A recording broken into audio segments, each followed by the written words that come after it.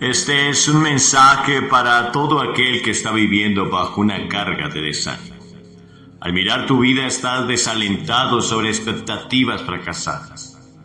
Sientes que no has logrado mucho en tu vida y a la vez que el tiempo se escurre, ves que muchas promesas no han sido cumplidas. Pero las cosas que creíste que Dios te habló no se han cumplido. Otros a tu alrededor parecen tenerlo todo bajo control, disfrutando del cumplimiento de muchas promesas, pero tú llevas un sentido de fracaso. Al revisar tu vida recuerdas todos los tiempos difíciles. Has conocido el rechazo y todo sentimiento inadecuado. Has amado tanto al Señor, entregado tu cuerpo y alma para complacerlo, haciendo todo lo que sabías hacer. Sin embargo, finalmente vino el momento en que te habías convencido. He trabajado en vano. He gastado mi fuerza para nada. Todo ha sido inútil. Ahora un sentido machacante se adentra susurrando. No has logrado nada. No ha sido nada efectivo. Tu vida es evidencia que no has hecho ninguna diferencia en este mundo. Si cargas con estos sentimientos de fracaso, entonces estás en buena compañía. Es más, estás parado entre gigantes espirituales. Muchos grandes siervos de Dios a través de la historia han terminado sintiendo que han fracasado en su llamado. El profeta Elías miró su vida y lloró. Señor, llévame a casa. No soy mejor que mis padres. Y todos han fallado.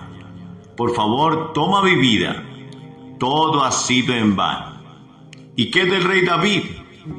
Estaba tan desalentado sobre lo que él creyó era una pérdida de unción en su vida, que quería volar como un pájaro hacia un lugar desolado. Oh, ¿quién me diera alas como de paloma? Entonces me iría muy lejos y permanecería en el desierto. Salmos 55, 6 y 7. Hasta el gran apóstol Pablo tembló con miedo al pensar que había gastado su vida como un obrero inútil. Le escribí a los Gálatas: temo que mi trabajo en vuestro medio haya sido en vano. Gálatas 4:11. John Calvin, uno de los padres de la Reforma, tuvo la misma terrible experiencia. Dijo en su última hora: todo lo que he hecho no ha sido de valor. Los malvados gustosamente echarán mano de esta palabra, pero lo repito otra vez: todo lo que he hecho no es de valor. Durante sus 23 años en el campo misionero, David Livingstone expresó las mismas duras y horribles palabras, que su ministerio fue todo en vano. San Bernardo también soportó este terrible desaliento. Escribió en sus últimos días: he fallado en mi propósito, mis palabras y mis escritos han sido un fracaso. David Livingstone fue uno de los misioneros más útiles, sus logros reconocidos aún por el mundo secular. Livingstone abrió el continente africano al Evangelio, sembrando mucha semilla y siendo usado por Dios para despertar a Inglaterra las misiones. Entregó cuerpo y alma para llevar una vida totalmente sacrificada por Cristo. Sin embargo, durante el año 23 en el campo misionero, Livingstone expresó la misma dura y terrible realidad que estos otros grandes siervos de Dios. Él también sintió que su ministerio había sido todo en vano. Su biógrafo lo citó en un desaliento: todo lo que he hecho tan solo han abierto el intercambio de esclavos africanos.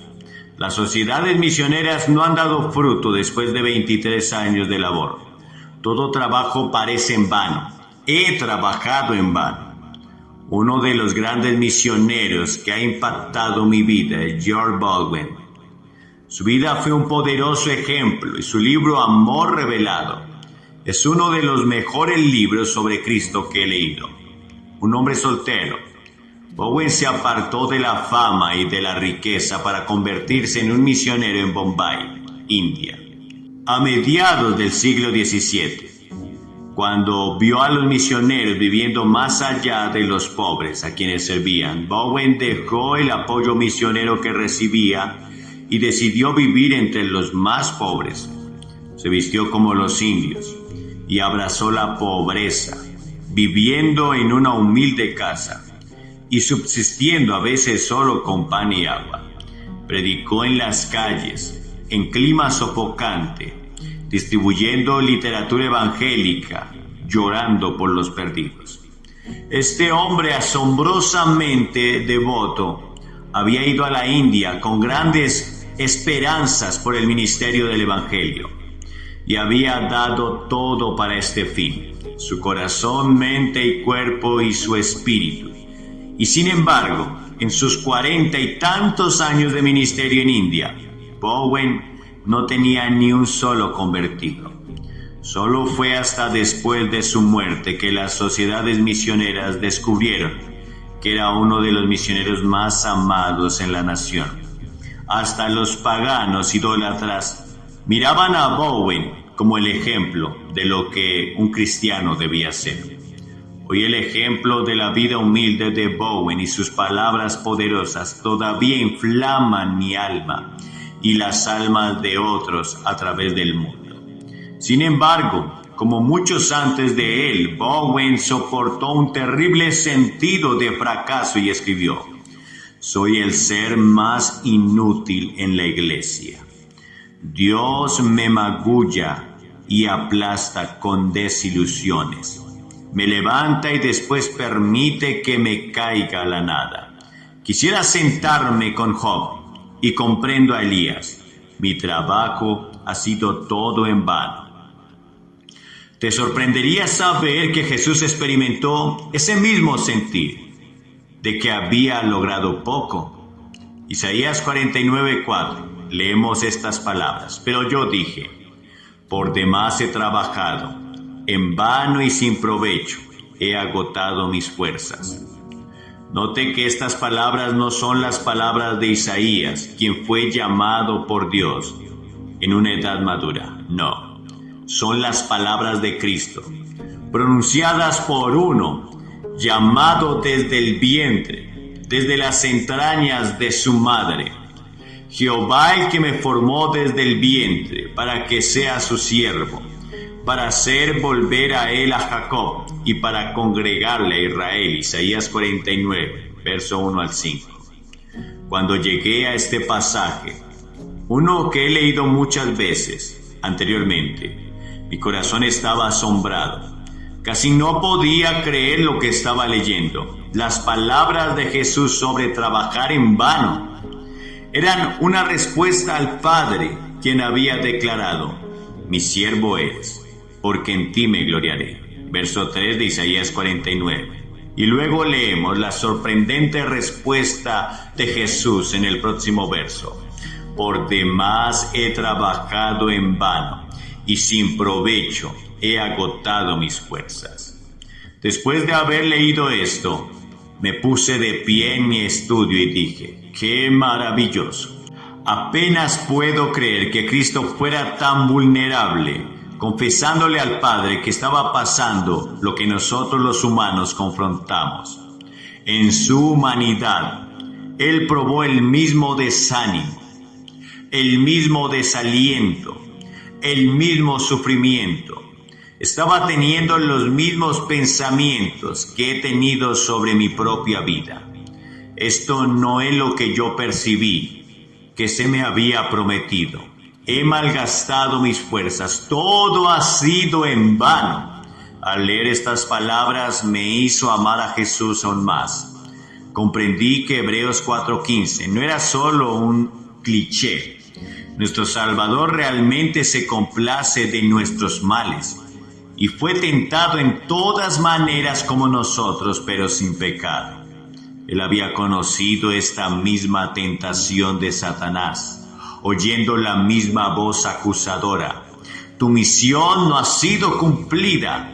Tu vida ha sido un fracaso. No tienes nada que mostrar por todo tu trabajo.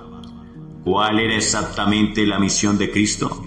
Según Isaías, era traer a Israel otra vez a Dios, volver las tribus de Jacob de su maldad e idolatría, restaurar el resto de Israel. Isaías 49:6. El historiador Joseph Toots escribió sobre la condición de Israel en los días de Jesús. La nación judía se había tornado tan malvada y corrupta en los tiempos de Cristo que si los romanos no los hubiesen destruidos, Dios hubiese llovido fuego desde el cielo, como en el tiempo antiguo, para consumirlos. En resumen, Cristo fue enviado como un judío entre judíos, a liberar al pueblo de Dios del poder del pecado y librarlos de todo cautiverio. Jesús testificó: me puso por saeta aguda, me guardó en su aljaba. El Padre lo había preparado desde la fundación del mundo. Y el mandato dado a Cristo era claro: y puso mi boca como espada afilada. Isaías 49:2. Jesús habría de predicar una palabra tan afilada como una espada de doble filo que pudiese atravesar el más duro de los corazones. Así que Cristo vino al mundo para cumplir la voluntad de Dios, reviviendo a Israel, e hizo tal como le fue ordenado, sin una sola palabra pronunciada o hazaña hecha sin la dirección del Padre. Jesús estaba en el mismo centro de la voluntad del Padre, teniendo total autoridad y el más poderoso mensaje, pero Israel lo rechazó. A lo suyo vino, pero los suyos no le recibieron. Juan 1:11. Piensa en esto. Jesús les predicó a una generación que vio milagros increíbles. Ojos ciegos se abrieron, oídos sordos oyeron, los lisiados caminaron. Sin embargo, los milagros de Cristo fueron repudiados y empequeñizados, y sus palabras fueron ignoradas, sin poder traspasar los corazones endurecidos de la gente. Es más, su prédica solo logró enfurecer a las sectas religiosas. Sus propios seguidores decidieron que su palabra era muy dura y se alejaron de él. Juan 11:66. Al final, hasta sus discípulos más cercanos, los 12 escogidos, lo abandonaron.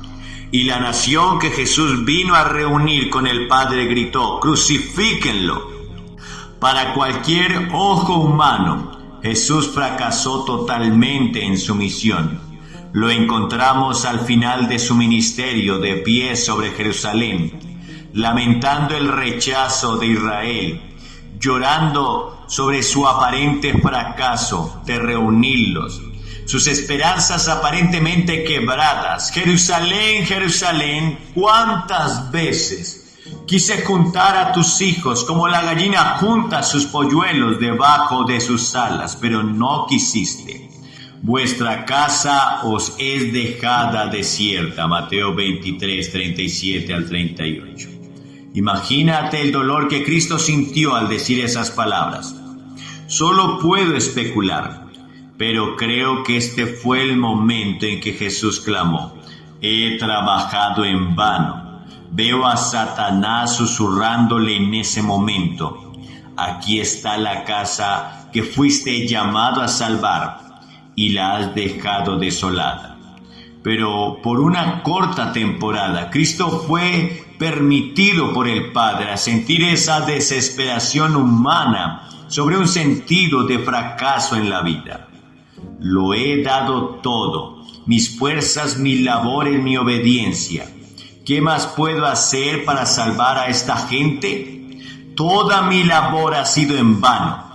Sintió lo que todo guerrero de Dios sintió a través de todas las edades: la tentación de acusarse a sí mismo de fracaso, cuando un mandato claro de Dios no parece haberse cumplido. ¿Por qué Jesús, o cualquier hombre o mujer de Dios, hablaría tales palabras de desaliento como estas? ¿he trabajado en vano? ¿Como el mismo Hijo de Dios pudo hacer semejante declaración? ¿Y por qué generaciones de creyentes fieles han sido reducidas a tan desalentadoras palabras? Todo esto es el resultado de medir pocos resultados con grandes expectaciones. Puedes pensar, este mensaje suena como si solo se aplicara a los ministros o a aquellos llamados a hacer una gran obra para Dios. Puedo verlo dirigido a misioneros o a profetas bíblicos. ¿Pero qué tiene que ver conmigo? La verdad es que todos somos llamados a un gran propósito común y a un ministerio. Ese es ser como Jesús. Estamos llamados a crecer a su semejanza, a ser cambiados a su expresa imagen. Simplemente no puedes ser un cristiano a menos que ese sea tu llamado. Tu única meta en la vida es: quiero ser más y más como Cristo. Quiero ser un liberado de toda ambición humana, toda envidia, impaciencia, mal genio, pensar mal de los demás. Quiero ser todo lo que Pablo dice que debo ser. Sí, he de caminar en fe y amor. Señor, mi corazón añora ser como tú. Qué grandes expectativas, ¿no? Y tienes todas las promesas de Dios para apoyarte. Tienes la espada de doble filo de la palabra de Dios en tu mano y has determinado en tu corazón ser como Jesús. Así que te das a la tarea de ser como Él. En tan solo un corto tiempo, algunos cambios maravillosos empiezan a ocurrir. Eres más paciente. Toda reacción de la carne que se levanta en ti, puedes dominarla diciendo: eso no es lo que haría Jesús. Tu familia y amistades, vecinos y compañeros de trabajo han notado que te has tornado más bondadoso. Cada noche puedes remojarte en la victoria de ese día y regocijarte. Lo logré, puedes decir. Fui más bondadoso hoy. Fue un buen parecido día de Jesús hoy en mi vida. Varios meses atrás escribí un mensaje titulado "Llamado a ser semejante a Cristo", y en él dije que el parecerse a Cristo empieza por ser como Cristo a los que nos son más cercanos. Realmente creo esto. Por lo tanto, si estás casado o casada, la persona más cercana es tu esposo o esposa. Así que traté de ser el esposo más parecido a Cristo que cualquier esposo puede ser. Y trabajé por ello, esforzándome a ser más paciente, comprensivo y cuidadoso. La primera semana batallé para apagar erupción tras erupción. Me recordaba a mí mismo: Jesús no haría esto. Él no haría ni diría lo que yo quiero decir. Así que no lo voy a ser como Él. Al final de la semana le pregunté a Gwen: ¿Ves a Jesús más en mí? Y ella contestó: sí, lo veo. Estaba tan alentado, pensé, esto es. Finalmente, después de todos estos años, he descubierto lo que se necesita para parecerse más a Jesús. Entonces la peor semana le siguió. Perdí mi parecido a Cristo en lo que parece ser cada vuelta. Al final de esa semana le pregunté a Gwen: ¿cómo me juzgarías ahora? Y ella dijo: más como a Pablo. Me gustaría decirte que todos los días, en cada manera, me estoy pareciendo a Cristo. Pero mi batalla humana en la carne para ser como Cristo simplemente no funciona. Y es un hecho que nunca funcionará. Todavía batallo con pensamientos, palabras y sentimientos que no son de Cristo. Mi carne no tiene la habilidad de echar fuera a la carne. Esa obra la hace el Espíritu Santo solamente. Porque si vives conforme a la carne, moriréis. Pero si por el Espíritu hacéis morir las obras de la carne, viviréis. Romanos 8:3. En resumen, cediendo al poder del Espíritu Santo, es la única manera de convertirse verdaderamente más como Cristo. Es en medio de esa batalla con nuestra carne que a menudo caemos en el desaliento. Estamos tentados a pensar: he sido llamado, ungido, enseñado bien por los ministros de Dios. ¿Cómo puedo seguir pensando tales pensamientos de la carne? A veces sucumbimos a los mismos pensamientos que han hecho eco a través de los siglos entre la gente de Dios. He trabajado en vano. He malgastado todo mi tiempo y fuerza. Nunca he visto lo que Dios me prometió. He fallado en traer en mis pensamientos y acciones a cualquier tipo de cumplimiento. Pregúntale a cualquier persona joven que esté alejado de Cristo por qué ella o ella se alejaron y se enfriaron contra Él. Si le fueras a preguntar a tal hombre o mujer joven ¿por qué has vuelto a los viejos caminos?, encontrarías la misma mentira demoníaca plantada en su cabeza. Hice lo mejor que pude. Oré, leí mi Biblia, fui a la iglesia y le testifiqué a mis amistades en la escuela, pero todo esfuerzo en vivir rectamente ha sido en vano. Nunca recibí el milagro que necesitaba. Mis oraciones no fueron contestadas y no fui liberado. Después de todo eso terminé en un fracaso. No pude sacudir el pensar que no valió la pena, que mi carne nunca cambiaría. Era una pérdida de tiempo. Sentí que todo lo que había hecho fue en vano. ¿Y qué tal de sus padres honrados, las mamás y los papás que tan diligentemente han orado por sus hijos vagabundos? Dios les dio promesas y se aferraron a ellas, clamándole a Él en fe. Pero al pasar el tiempo, su hijo nunca respondió.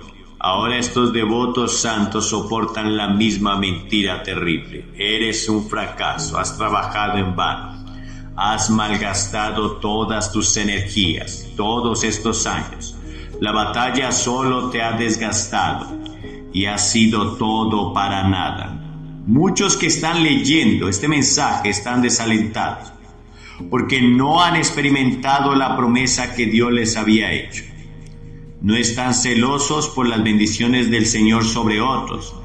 No se comparan con alguien que disfruta un milagro. No, están mirando su propia vida y están comparando lo que les parece que Dios les prometió con lo que ahora aparentan, las cosas de ahora. Para ellos sus vidas parecen un completo fracaso. Al examinar su caminar con toda honestidad y sinceridad, parece que han hecho poco progreso. Han hecho todo lo que Dios les dijo que hicieran, nunca apartándose de su palabra y de sus mandatos. Pero al pasar el tiempo, todo lo que pueden ver es fracaso. Y ahora se sienten aplastados, heridos en el espíritu. Piensan: Señor, ¿ha sido todo esto en vano? ¿Oí la voz equivocada? ¿He sido engañado? ¿Ha terminado mi misión en ruinas? Hay dos cosas que quiero enfatizarte con este mensaje. Primeramente, ahora sabes de Isaías 49, que el Señor conoce tu batalla. Él la ha peleado antes que tú. Así que no es ningún pecado tener tales pensamientos o andar cabizbajo con un sentido de fracaso sobre expectaciones rotas. Jesús mismo pasó por esto y estaba libre de pecado. Segundo, es muy peligroso permitir que estas mentiras infernales se enconen e inflamen en tu alma. Jesús nos enseñó el camino a seguir para salir de tal desaliento con esta aseveración: por demás he trabajado en vano, pero mi causa está delante de Jehová y mi recompensa con mi Dios. Isaías 49:4. La palabra hebrea para recompensa es juicio, veredicto. Cristo está diciendo, en efecto, el veredicto final está sobre mi Padre, solo con mi Padre. Solo Él pasa juicio sobre todo lo que he hecho. y cuán efectivo ha sido. Dios nos está urgiendo a través de este verso. Deja de pasar juicio sobre el trabajo que has hecho para mí. No tienes derecho a juzgar cuán efectivo has sido. Y no tienes derecho a llamarte un fracasado. No sabes aún qué clase de influencia has tenido. Simplemente no tienes la visión para saber las bendiciones que te vendrán. Ciertamente, no sabremos tales cosas hasta que nos paremos delante de Él en la eternidad. Isaías 49. Jesús escuchó al Padre decir en tantas palabras: así que Israel no está reunida. Sí, te llamé a traer las tribus, y esto no ha pasado de la manera que lo imaginaste. Pero ese llamado es solamente una pequeña comparada cosa con lo que tengo para ti. Es nada en comparación a lo que tengo guardado. Te voy a hacer ahora una luz para todo el mundo. Israel eventualmente será reunida.